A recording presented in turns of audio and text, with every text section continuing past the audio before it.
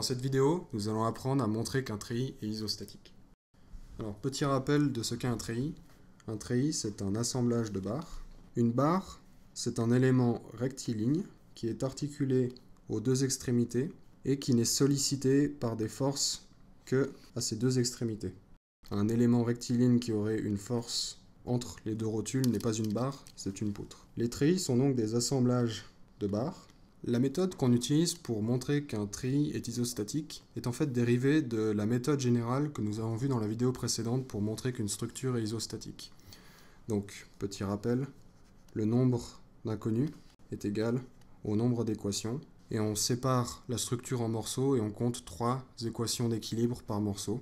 On a en 2D en tout cas 3 fois le nombre de morceaux. Ici, on peut appliquer cette méthode au treillis en divisant cette structure pour chaque barre. Nous avons donc 7 barres.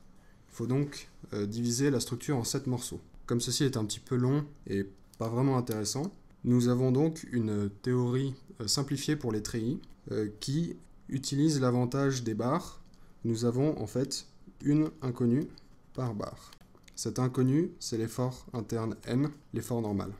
Donc, dans cette structure, nous comptons 7 barres, 7 inconnus pour l'effort interne, plus les inconnus liés aux réactions d'appui, comme pour des structures classiques. Nous avons donc un total de 7 plus 3 égale B, le nombre de barres, plus R, le nombre de réactions d'appui, égale 10. Pour le nombre d'équations disponibles, il faut compter le nombre de nœuds dans la structure. Chaque nœud a 2 ou plusieurs barres qui sont toutes concurrentes au même point.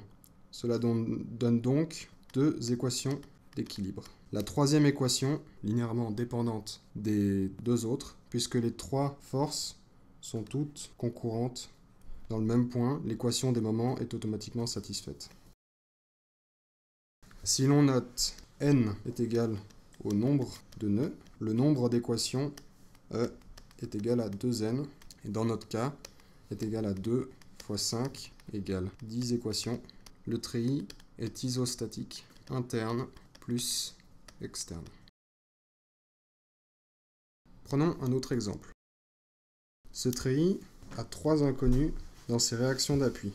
Nous avons un seul morceau de structure si l'on considère que le treillis ne constitue qu'une partie de structure. Nous avons donc 3 équations d'équilibre.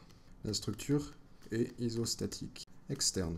Mais si l'on compte le nombre d'inconnus internes, c'est-à-dire le nombre de barres, nous avons 10 barres, donc 10 inconnus, 3 réactions d'appui.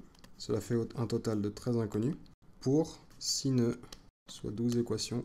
Comme nous avons montré que la structure était isostatique externe, nous savons donc qu'elle est hyperstatique interne.